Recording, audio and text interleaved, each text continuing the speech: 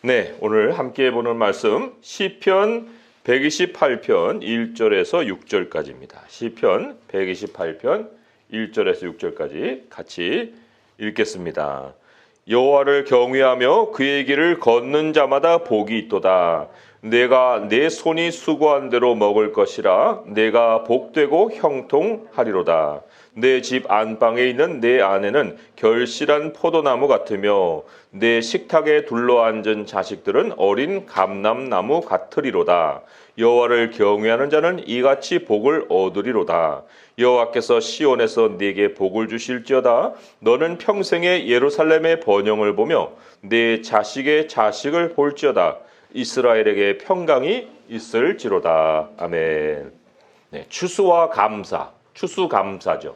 추수라는 말은 가을에 거둬들인다 그런 뜻이죠. 가을추, 거둘수. 또 감사라는 것은 이제 그런 어떤 정말 뭔가 은혜로 얻은 그런 것들을 기억하고 거기에 대해서 고마움을 표시한다. 이제 그런 의미예요. 자, 그런데 강제 노동에 끌려가 가지고 막 뭐 시키는 일.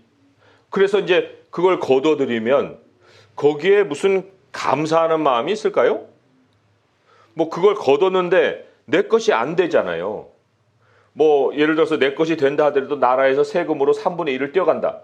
그러면 거뒀는데 감사가 될까요? 감사가 안 나오죠. 불평이 나오고 또 굉장히 심한 고통 때문에 뭐 별 생각 없이 그냥 쉬고 싶은 생각밖에는 안 날 수가 있어요. 자기가 자원해서 뿌리고 즐거움으로 거두고 그리고 그게 내 것이 돼야 이게 거둬들이는 즐거움도 있고 거기에 대한 감사도 나오는 거죠. 추수의 감사는 바로 그러한 전제적인 상황이 있어야 되는 거예요. 오늘 시편 읽은 말씀의 첫 절이 그러한 추수의 감사의 즐거움을 가질 수 있는 선제적인 상황입니다. 한번 읽어볼까요? 128편 1절 여호와를 경외하며 그의 길을 걷는 자마다 복이 있도다. 왜 이게 선제적인 상황일까요? 추수에 감사할 수 있는? 왜냐하면 하나님의 길을 걷는 그 상황 안에는 자유가 있어요. 자유. 이게 매우 중요한 것입니다. 강제 노동은 갇혀 있잖아요. 그리고 억눌린 삶이에요. 그리고 또 수확을 빼앗아 가잖아요. 그거 뭐 내 거 되겠어요? 그러니까 거기에는 이제 두렵고 경계하는 삶이 있고 또 안 뺏기려고 하는 그런 그 마음도 생기고 내 것을 가질 수가 없잖아요. 그러니까 소망이 없어요. 그냥 노예로 사는 거예요. 365일을. 그러한 그 상황에 주님이 우리에게 무엇을 선물해 주셨습니까? 하나님 우리에게 예수 그리스도를 통해서 주신 선물, 크나큰 선물, 세상이 줄 수 없는 선물, 자유를 주셨다고요. 자유. 이 자유. 오늘 몇 구절 이제 좀 다른 성경을 참고해 볼 텐데요. 시편 146편, 뭐 멀리 간 성경 아니니까 한번 찾아보세요. 146편 7절부터 해서 좀 몇 줄 읽으면 이런 말씀이 있어요. 146편 7절에 억눌린 사람들을 위해 정의로 심판하시며 줄인 자들에게 먹을 것을 주시는 이시로다. 여호와께서는 갇힌 자들에게 자유를 주시는도다.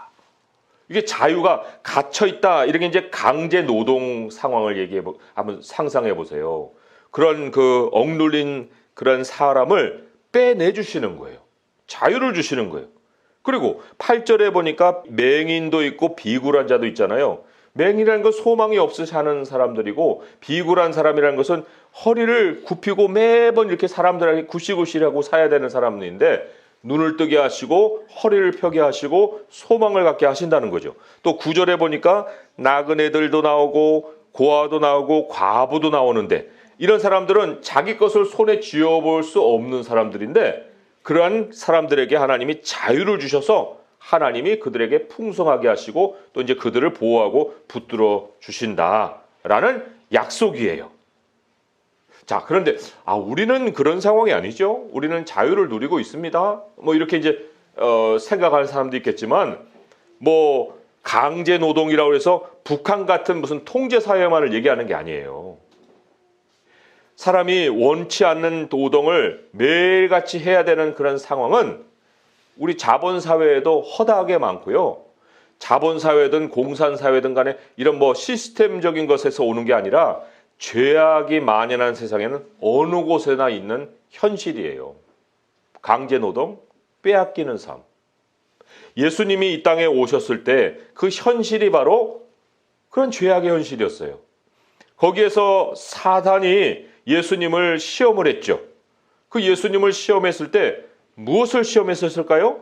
여러 가지 세 가지 시험이 있었다는 것을 우리는 알고 있는데 그 가운데 자유와 함께 연결해서 생각해 볼 수 있는 것이 있어요. 누가복음 4장을 가보시면 누가복음 4장 5절에서 8절까지 이런 말씀이 있습니다. 잘 들어보세요. 마귀가 또 예수를 이끌고 올라가서 순식간에 천하 만국을 보였다. 천하 만국은 이제 영화를 보였다. 마태복음에는 그렇게 나오죠. 재물도 보여주고 지위가 높은 것도 보여주고 아무튼 세상의 만물을 다 보여줬어요. 그리고는 이르되 이 모든 권위와 그 영광을 내가 내게 주리니 이것은 내게 넘겨준 것이므로 내가 원하는 자에게 주노라. 그러므로 내가 만일 내게 절하면, 굉장히 이 미혹이 되는 말이죠. 내가 만일 내게 절하면 다 내 것이 될 것이다 그랬어요. 이게 뭐예요? 자유를 나에게 바쳐라. 너의 자유를 내게 제물로 바쳐라. 그러면 내가 이거 다 넘겨줄게. 다 내 것이 될 것이야. 그런데 예수님 뭐라고 했어요? 기록된 바 주 너의 하나님께 경배하고 다만 그를 섬겨라 하였느니라. 그렇죠. 사단의 미혹이 그럴싸한데 다 거짓이에요. 왜요? 자기 것이 아닌데요. 사단의 것이 아닌데 무슨 천하만국이 자기 것이 뭐냐 내준다는 거예요. 그거 다 하나님의 것이잖아요. 그러니까 하나님 밖에 있는 사람들은 사단의 미혹을 받아서 자기의 자유를 제물로 내주고 그것들을 얻을 수 있을 것 같이 생각하고 살고 있는 거예요. 이게 자원에서 하는 일이 아니에요. 무언가를 얻으려는 욕심으로 사탄의 미끼를 딱 물은 거예요. 자, 디모데전서에 보게 되면 돈에 관한 말씀이 있거든요. 그런데 거기 디모데전서 6장 9절의 말씀에 이런 말씀이 있어요. 부하려 하는 자들은 시험과 올무와 여러 가지 어리석고 해로운 욕심에 떨어지나니 곧 사람으로 파멸과 멸망에 빠지게 하는 것이라. 부하려 하는 자, 사단의 미혹에 넘어간 자예요. 내가 다 줄게. 너 자유 바쳐. 그 자유를 내줬어요. 내준 결과 시험과 올무에 여러 가지 욕심에 떨어진다. 이 올무라는 게 강제노동이에요. 내가 하나님께 받은 은사를 활용하는 것도 아니고 내가 좋아하는 일을 하는 것도 아니고 하나님이 내게 삶을 풍성하게 해주시려고 여러 가지 상황을 만들어 주셨는데 그런 거 다 제쳐두고 저거를 얻어야지. 내가 조금은 더 수익을 많이 늘려야지. 해가지고 그 달려드는 그런 모습, 이게 바로 부하려 하는 자들의 모습이라고 했는데 결과적으로 어떻게 된다고요? 욕심에 떨어지니 사람으로 파멸과 멸망에 빠지게 한다. 그러니까 얻는 것도 없고 그리고는 만족하지도 못하고 감사가 없이 생을 마감하는 거예요. 이게 얼마나 비극이에요. 즐거움은 고사하고 감사도 없는 생을 마감을 한다? 이게 굉장히 비극이잖아요. 예수님이 이 시험을 겪으신 다음에 이제 누가복음 4장으로 돌아오시면 그 시험의 그 상황이 끝나고 난 다음에 나사렛 회당을 방문하세요. 그리고 나사렛 회당에서 복음을 선포하셨는데 그 복음의 그 강조되는 단어가 뭔지 아세요? 잘 들어보세요. 누가복음 4장 18절에서 19절 말씀이에요. 주의 성령이 내게 임하셨으니 이는 가난한 자에게 복음을 전하게 하시려고 내게 기름을 부으시고 나를 보내사 포로된 자에게 자유를 눈먼 자에게 다시 보게 함을 전파하며 눌린 자를 자유롭게 하고 주의 은혜의 해를 전파하게 하려 하심이라 하였더라. 뭐를 선사하셨어요? 자유를 선사하셨어요. 자유를, 갇힌 자에게 자유를 주셨다는 거예요. 여기 이게 무슨 사건이냐면 내가 섬기는 주가 바뀌는 사건이에요.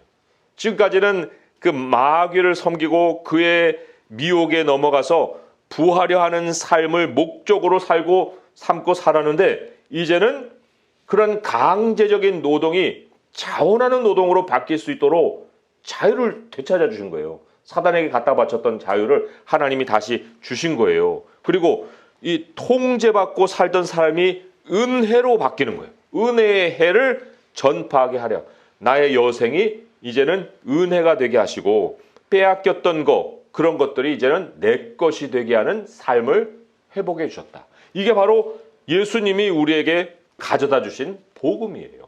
복음. 일찌감치 이 복음의 내용은 구약에도 가득합니다. 특별히 잠언의 지혜가 많은 것을 가르쳐주고 있는데, 잠언 15장 6절 말씀에 이런 말씀이 있어요.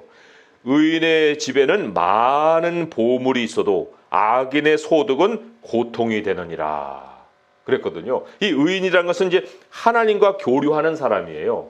하나님 안에서 사는 사람이에요. 하나님을 섬기는 사람이에요. 그런 사람에게는 많은 보물이 있어요. 내 것이 있다는 거예요. 그런데 악인의 소득은 고통이 된다. 여기 악인의 소득이 고통이 된다는 이 말이 영어로 이렇게 돼 있더라고요. Trouble befalls the income of the wicked. 이렇게 돼 있어요.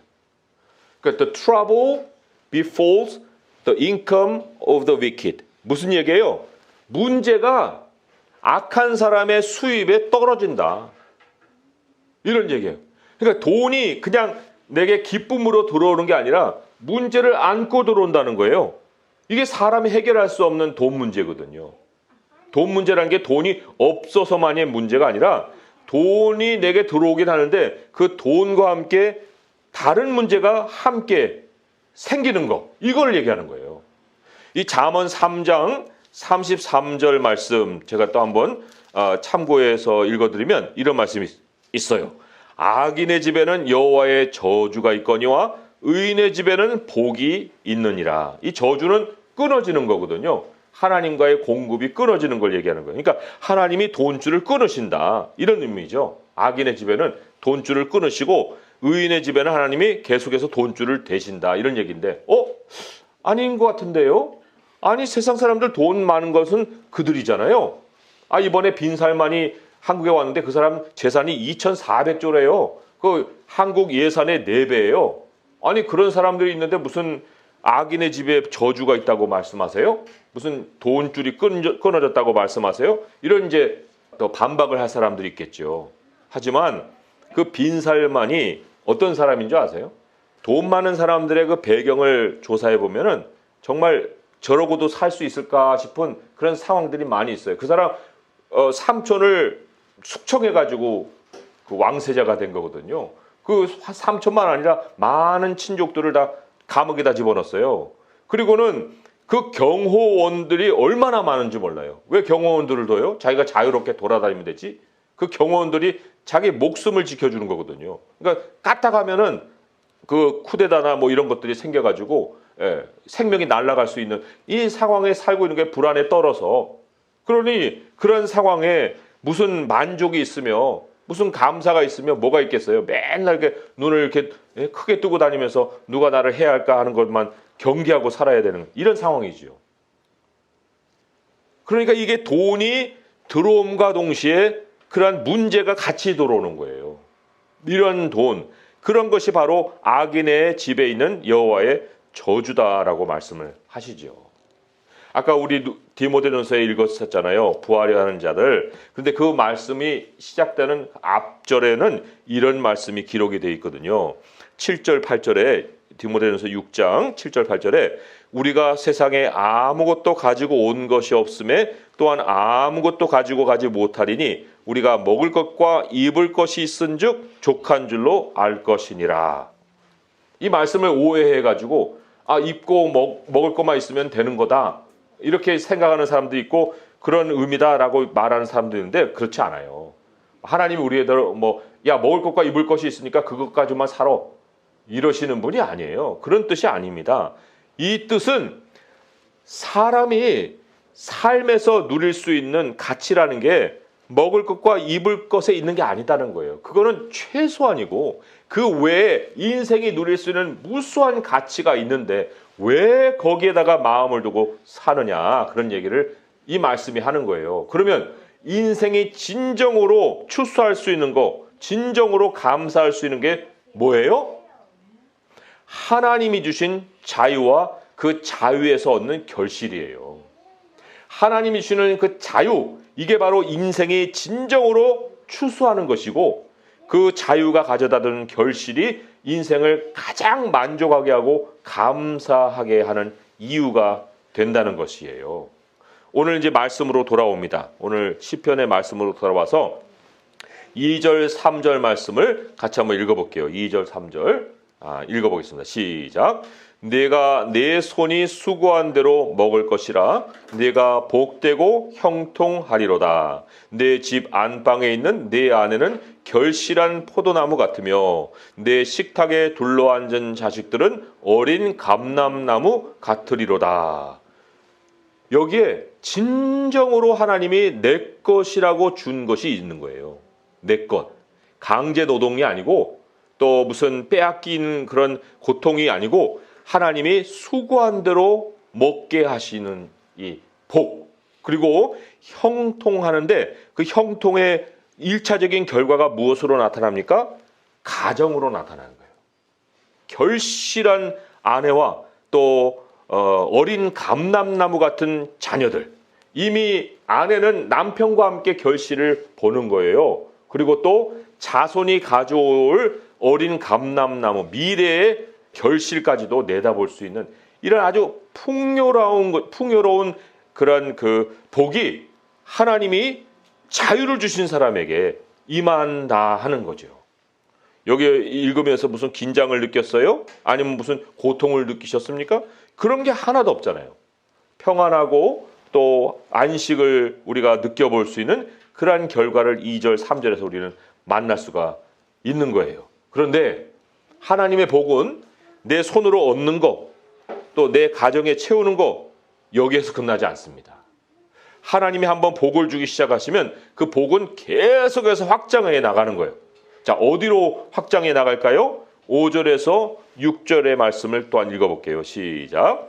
여호와께서 시온에서 내게 복을 주실지어다. 너는 평생에 예루살렘의 영을 보며 내 자식의 자식을 볼지어다. 이스라엘에게 평강이 있을지어다.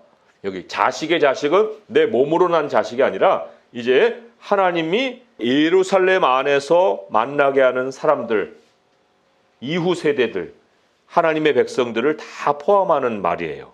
그리고 여기 하나님이 어디서 복을 주신다고 그랬습니까? 5절에 여호와께서 시온에서 내게 복을 주신다 그랬어요. 2절의 말씀은 하나님이 내 삶의 상황에서 주시는 복이고 3절의 말씀은 내 가정에게 주시는 말씀인데 하나님은 그 복을 더 확장해 나가서 시온에서 우리에게 복을 주신다라고 말씀을 하고 계시는 거예요. 이게 오늘날의 교회지요. 하나님의 백성을 만날 수 있는 교회지요. 그리스도의 몸된 교회예요. 평생에 우리가 추수하고 평생에 하나님께 감사드릴 수 있는 그것은 내 손의 수고와 내 가정의 평안으로만 오는 것이 아닙니다. 결국의 평생은 하나님의 교회와 하나님의 교회의 평강에서 오는 거예요. 그래서 오늘 우리 어린이 말씀에 읽은 것처럼 시편 122편 6절의 말씀 우리 같이 다시 한번 읽어볼게요. 시편 122편 6절의 말씀 읽어보겠습니다. 시작. 예루살렘을 위하여 평안을 구하라. 예루살렘을 사랑하는 자는 형통하리로다.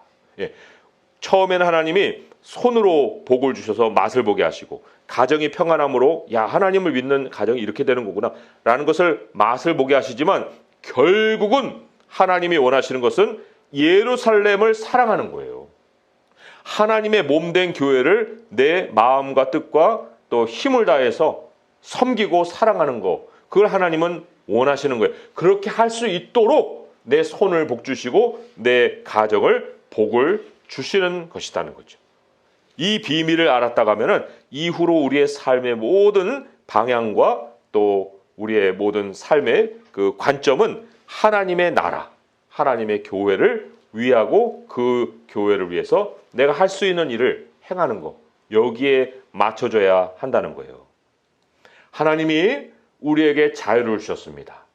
그런데 그 자유, 하나님께 받은 자유에는 책임이 있는 거예요. 그 책임이 뭐예요? 하나님의 교회를 돌보아라 하는 책임이에요. 그리고 이 교회는 남의 것이 아니에요. 내가 그리스도의 몸의 지체이기 때문에 교회는 나의 미래입니다. 교회를 섬김으로 인해서 하나님의 몸된 교회의 형제자매들을 위해서 기도함으로 인해서 나를 위해서 기도하는 것이고, 그것이 나의 미래가 되는 것이고, 미래에 내게 영원한 상을 가져다주는 이유가 되는 거예요. 그러니 오늘 이 말씀, 우리 시편 128편의 말씀 순차적으로 우리에게 하나님이 복을 주실 것이고, 우리는 그 순차적으로 주시는 복에서 마지막에 하나님의 교회의 평강을 내가 위해서 기도하고, 하나님이 이 교회를 통해서 또한 영혼들을 모으실 때 그 자식의 자식을 보는 그러한 축복이 내게 있기를 바라나이다. 이 말씀을 또한 기억하시고 매번 인생에서 하나님이 주시는 복에 추수가 있고 또 감사가 있는 성도 될 수 있기를 주님의 이름으로 축원드립니다. 기도하겠습니다. 하나님 아버지, 저희들이 무엇을 거두어도 만족이 없는 것은 미혹을 받았기 때문입니다. 하나님, 그러나 우리가 작은 것을 얻어도 하나님께 감사가 있고, 또 작은 것을 얻어도 내 것으로 머물지 아니하고 나눔으로 발전해 가는 것은 하나님이 우리에게 주신 복이 우리에게 역사하시기 때문입니다. 아버지 하나님, 우리들의 마음은 우리 하나님의 나라에 있고 또 우리들의 마음은 시온에 있습니다. 우리 주님이 시온을 사랑하는 자, 예루살렘을 사랑하는 자를 형통케 하신다 하셨사오니, 아버지여, 이 말씀을 우리가 굳게 믿고 이 약속의 말씀이 이루어지는 것을 우리 삶에서 늘 체험하며 살아갈 수 있게 하여 주옵소서. 우리들의 마음은 그 영혼을 추수하는 것과 우리 주 예수 그리스도의 몸된 교회가 세워져 가는 것을 늘 마음에 품게 하여 주시고, 우리 아버지께서 주시는 형통이 과연 내 손의 형통과 가정의 형통으로 머물지 아니하고 시온에서 주시는 그 복으로 말미암은 형통이 우리들의 삶을 채우게 하여 주시옵소서. 모든 간구 예수 그리스도의 이름으로 감사하며 기도합니다. 아멘.